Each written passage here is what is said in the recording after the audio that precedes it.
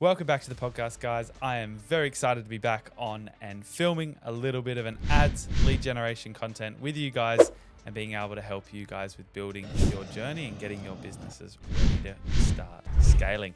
Now, in today's episode, we are going to be giving a bit of a catch up on what the hell we've been doing for the last 6 to 12 months, as well as going through the main topic, which is setting up the perfect ad strategy for generating leads. So there's 3 main things we're going to be covering today.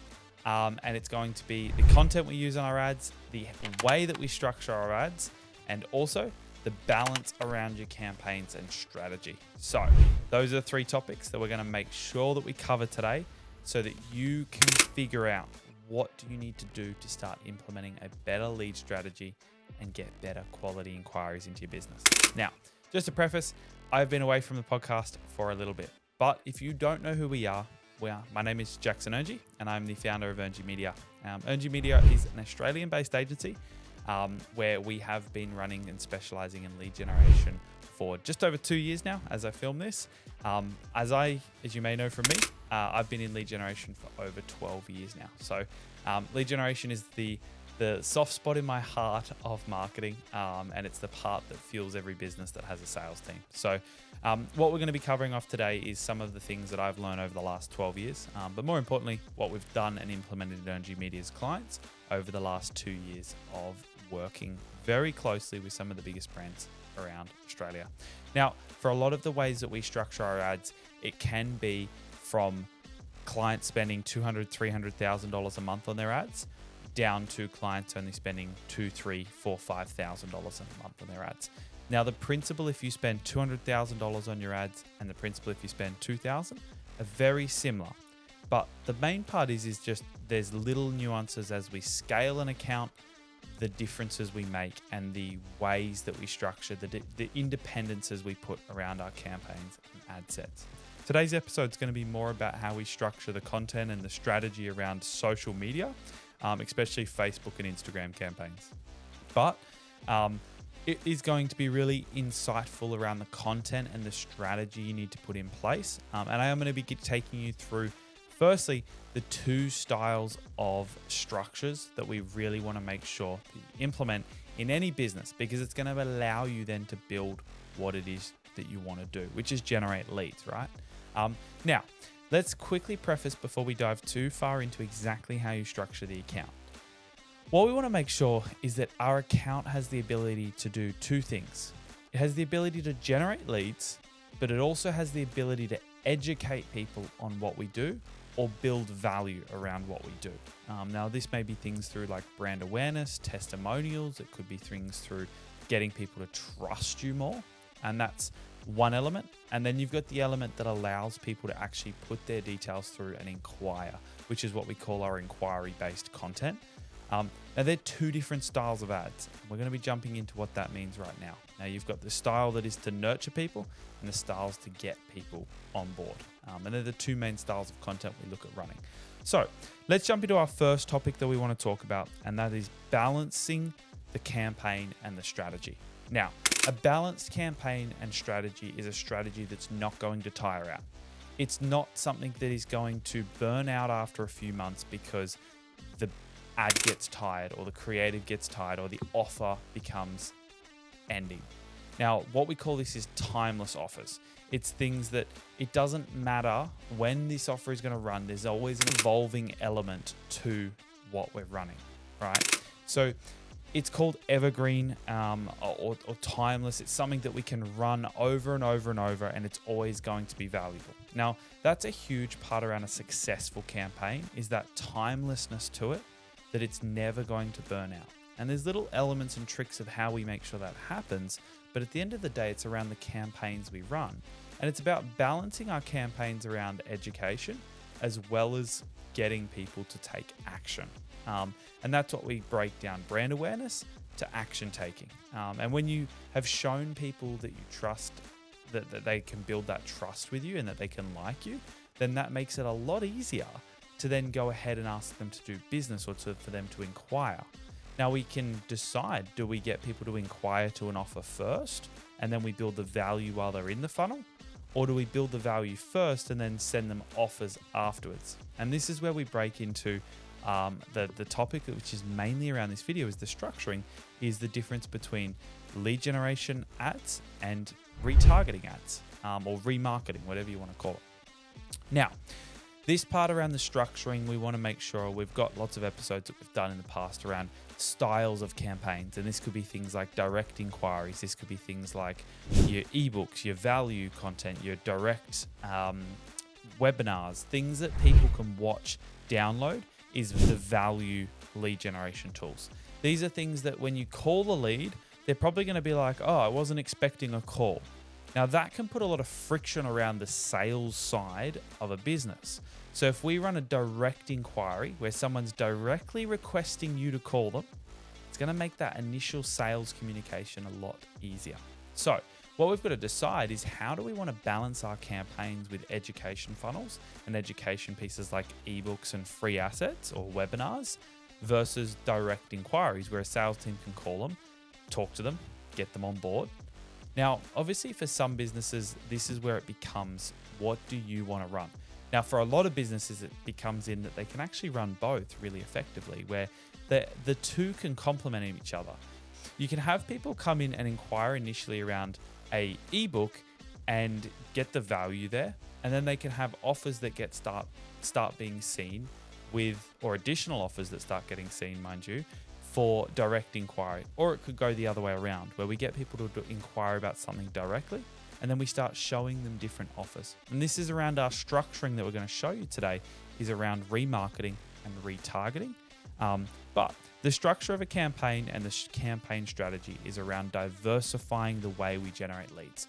We never want to pigeonhole ourselves into one area to generate leads, because then if that area dries up, we're stuck. And that's where diversification is very, very important. Diversifying your leads could be the security of your business if something in the market changes. We see this across the property campaigns very, very frequently, where someone will run something around tax or self-managed super funds, or something that is about a very niche inquiry to a very niche person. Like if I'm not someone who wants to know more about reducing my tax, it's not something that's going to scream out to me, but I might still be a property investor. And so when we look at the property investment space, there's a lot of different reasons why I might want to invest into property. And these are what we call pain points in many other industries. So, I go down to the clinic space when I look at, a dental clinic or a laser clinic. The reason I might want to get laser could be very different to the next person. And so these are our pain points. And what we want to do is bring those pain points out and diversify the amount of pain points that we have on our ads.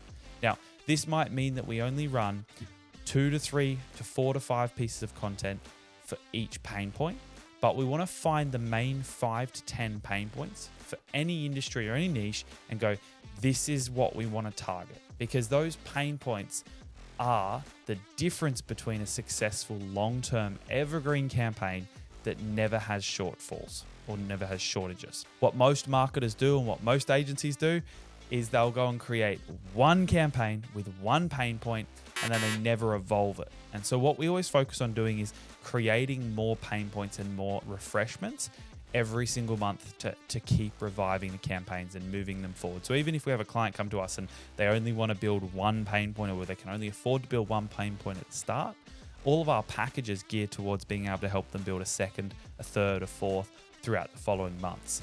And we do it in a really cost-effective way so that then they can start to test those other pain points that'll generate a different style of inquiry. So that's the main thing to remember around the campaign and the strategy, is diversification. And it happens in investing. It happens, you'll hear it across the, anyone that looks down an investment, diversifying your portfolio. That's like saying, if I'm investing $25,000 a month on Facebook advertisements, I'm diversifying it across multiple areas. And a lot of people ask me, why are you diversifying it across 6 or 7 areas where 2 or 3 of these areas aren't currently working? And goes, we can always adjust the budgets up and down, but we never want to be turning off everything. We want to always be testing fresh stuff. And if something's always not working, then we can obviously turn it off and eliminate it, right? But it's around that diversification to go, if that starts to pick up, we want to be on the forefront of knowing. And in order to do that, we need to run a small amount of budget to it so we can start to identify that and keep testing and refining that pain point or that element of the campaign. Now, that's one thing that we want to cover to start off with, is that campaign and that strategy diversification is a huge part around the success of any campaign. Let's jump into the content varieties. Content varieties is going to be the way that we foundation our retargeting and our remarketing sections of the ad structure. So the retargeting is very important to change the way that we approach how we nurture a lead. And I'm going to be taking you through those elements. But for the content variety, I want you to think and have a look at some of the best brands out there. And for some of our clients that we've modeled, it's about creating 2 to 3 videos in every style and element of video. So you might have 2 to 3 of the high-end quality promos. Then you might have 2 to 3 of the UGC, it's an actor doing like, I can't believe I came across this brand. Then you might have 2 to 3 testimonials where someone's giving you a raving review that people can build that trust. Then you might have 2 to 3 news article videos where they're like, breaking news, this has just been released. Now, this is our variety of content. And, there's about 30 to 35 different varieties of content that we here at Earng Media use. And the way we model it is by balancing out a strategy that is very, very healthy. And it's about finding that healthy balance that if someone's skeptical because of a certain reason, there's another piece of content that can answer that for them. Because what we can then start to do is filter the way that content is seen so that people get their answers heard. Now, we don't want to have all of the answers and all of the pain points and all the problems mentioned in one video, because then it doesn't mean anything to the one person who's watching it. And this is like me walking up to someone in the street and just calling them 15 names before I get the correct name. And they're like, oh my God, you know my name. It's like, no one's going to do that because you just said 15 names before I said Brad, right? But that's that part that if I can say Brad the first time without knowing when I walk up to someone in the street, like it was across their forehead, that is where pain point marketing really comes in. And this is where your content diversity is really important, to diversify your content in delivery of different ways, but also pain points of different ways. Now, I'll give you a bit of an insight on how to do this really easily. If you film a really great video and it covers all the points we need to cover, and the one thing we want to change is the pain point or the initial thing that attracts someone to that offer, then all we need to do is film lots of different versions of the first 10 to 15 seconds or the first 5 to 10 seconds of a video. And then we put it, all of those versions of that first 5 to 10 seconds, we put that at the front of the one main video we create that sells it. It's very good. It's very polished. So then we're not having to create 10, 15 different main promos. We only have to create one really good one. And then we put a lot of intros at the start to test the pain points that initially get people's attention. Okay, so that's pretty simple, but that's one of the content ways that we're able to then touch and make people feel like that we're not just screaming random names at them, but we're actually saying their name, or in inverted commas, their pain point every single time we run a campaign, because their pain point comes out to them. And the way that works through Facebook is that Facebook is going to see that they clicked on another tax campaign, and then they're going to go, cool, here's another tax intro. It has tax copy that's about tax. And then we'll see the same thing, that, Facebook will click on a dog grooming thing, and then they'll start seeing more for dog grooming. And that's where that content variety and that touching on the pain points in individual pieces of content will actually make your leads better. Because if someone's interested in tax, they'll start seeing a lot of content about tax, which is how Facebook operates their algorithms these days. And that allows us as marketers to go, if we can get you on board and we can get them through a very direct pain point targeting, that's going to make the lead a much better quality. Okay. Now let's head on to the main thing, which is the structuring of the accounts. Now, if you're watching this on YouTube or on a reel, you'll obviously be able to see the visuals. Unfortunately, if you are listening to this on the podcast, you may have to go over and watch this on YouTube. But otherwise, try and take notes, keep up. I'm going to break this down as simply as possible. Guys, there is 2 frameworks here. We have initial targeting and we have retargeting content. Now, that's our breakdown of our campaigns. So you have initial targeting and retargeting. Now, what we're going to have is there's 3 and 5. If you remember 3 and 5, there's 3 sections in the first part and there's 5 sections in the second part. So 3 sections in initial targeting and 5 sections in remarketing targeting or retargeting. Now, we're going to break down the initial targeting first, because this is where we always start, because if we don't have the ads being displayed initially to target people, we'll never be able to retarget or remarket them. The way remarketing, if you don't know, works is that we're going to show the ads again to people that have seen the initial ads based on a certain number of factors. Okay. Now, let's go through the 3 stages. We've got stage 1.1, 1.2, and 1.3. Stage 1.1 is very broad.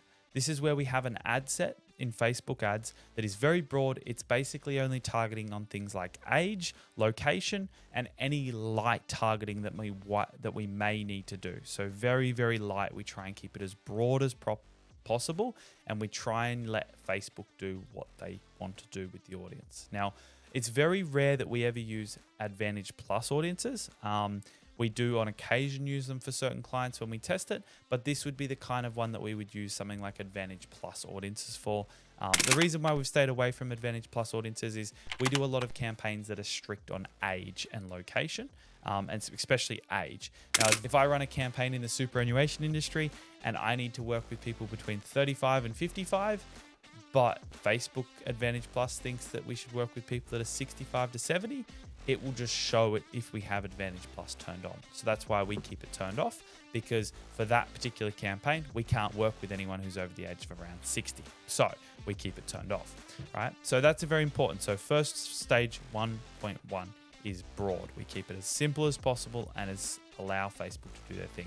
Stage 2.2 is very detailed and exclusion based. So we're going to fill it with exclusions. We're going to fill it with detailed audiences.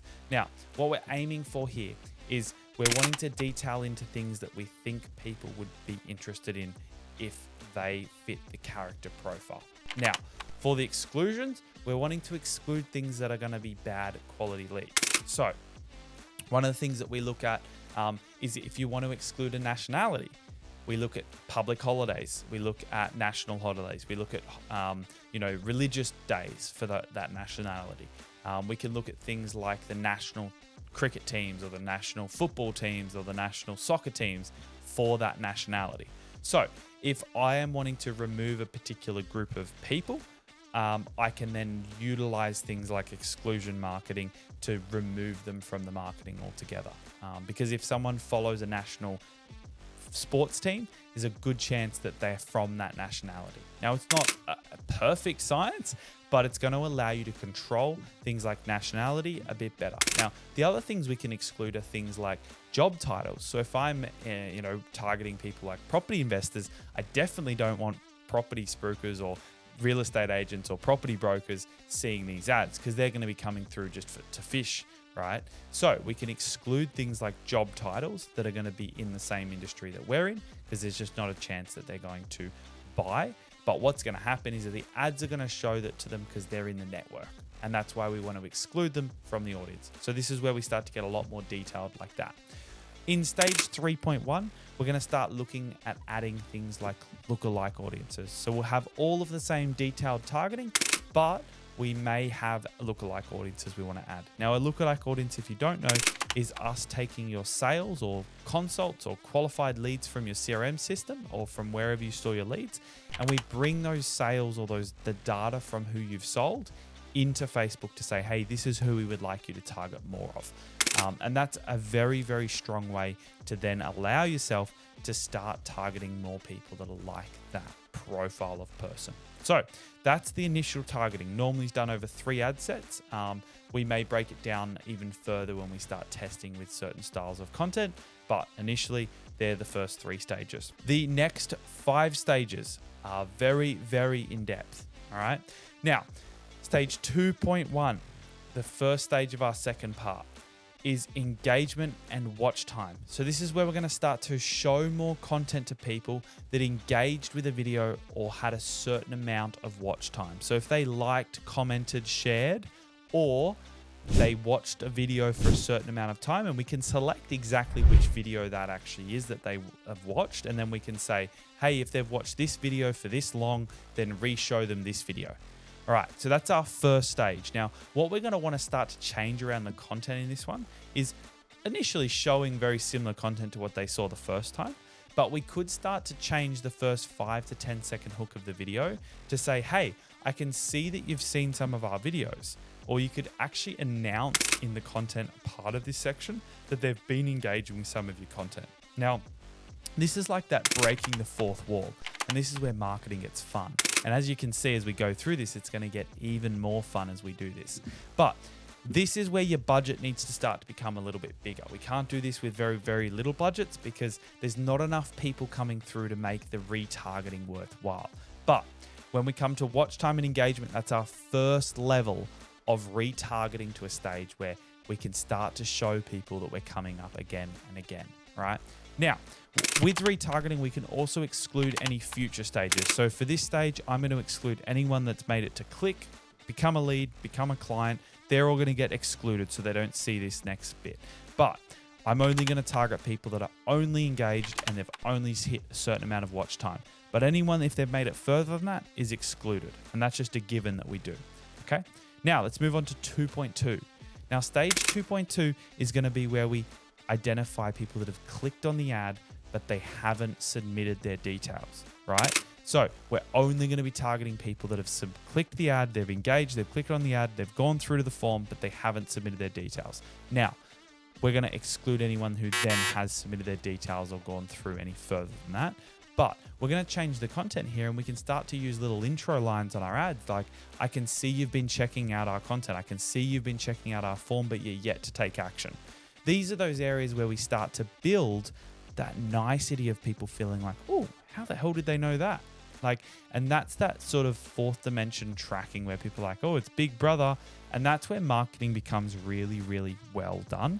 And people feel like you're kind of following them around. But if we do it the right way and it's elegant, it becomes convenient. The other thing that we can do with this part here is remodel different content.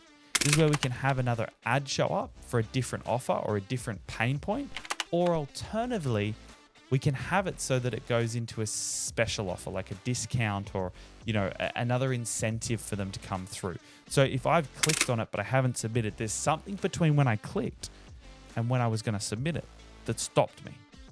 So it might be that we walk them through results. It could be testimonials. This is where we start to show a bit more proof in the concept because there's something holding them back. Okay. Now, moving on to stage 2.3. 2.3 is the lead has been submitted, but they're not sold yet. And that's a very important part because in that type or that part of your sales cycle, we really want to work out what is the sales cycle you typically run with and go, hang on, is there any chance that we can show you content here that's going to help the sales team not have you bring up objections or not have you bring up fears around what this process is going to be? So from the day you become a lead and you hit the system, if you qualify, we're going to move you back into the ads and go, they're a lead, but they're not a client. Now, this allows us to then change the content, and you might have guessed it, we're going to want to start to show things like proof of concept, case studies, and testimonials at this stage. So this will be for leads that have submitted, but they're not a client yet or they're not sold.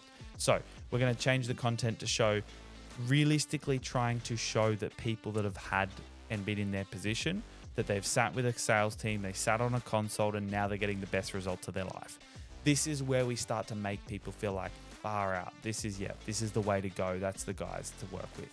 Now, if your sales cycle's 3, 4, 5 weeks, that's a perfect amount of time for someone to come in and then they get nurtured the hell out of in this stage. And then by the time they're at the end of your sales cycle, they just trust you abundantly more. So that's a huge part around building that really efficient sales section, is being able to have 2.3 submitted and working very, very well. Let's move on to stage 2.4, where we hit retarget existing customers. Now, if I have a product that I can resell people in the future, I'm going to want to retarget them a different offer, a recurring offer, a come back again offer. Now in Facebook, what we can do is we can actually make it so that we don't retarget them for up to 60 days. It's like, you purchase, then 60 days later, we start remarketing you. It's the same with all of these. You can have it end after a certain amount of days as well. So I could say, if the lead's been submitted, only market anyone who's then not a sale for 30 days. That can then move them back out to an earlier stage and they might come back into your ads at a later date. But for this stage for 2.4, this is where you retarget existing customers.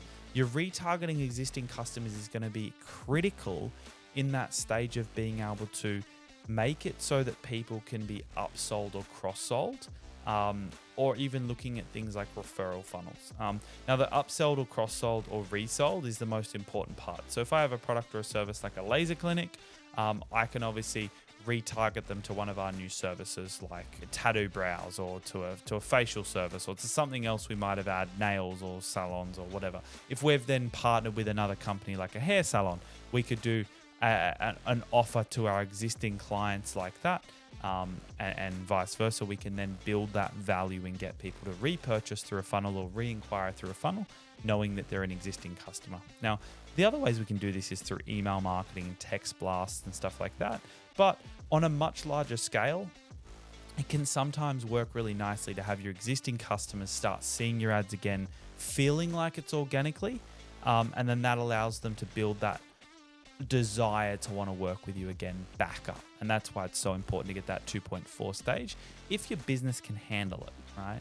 That's the most important part. Moving on to the last stage, which is going to put the brand behind your strategy. This is where you get the long-term success, the thing that people then start to recognize you for the care you have for who you are, is brand awareness and value content. 2.5 is around making sure that you are actually in the market to help people. This is where we run campaigns that are retargeting or showing to people brand new, and retargeting people to teach them about the product, educate them on it. This is that area where I cut down podcast clips like this and I run it as an ad so that people get to learn a little bit, so they build that trust with us.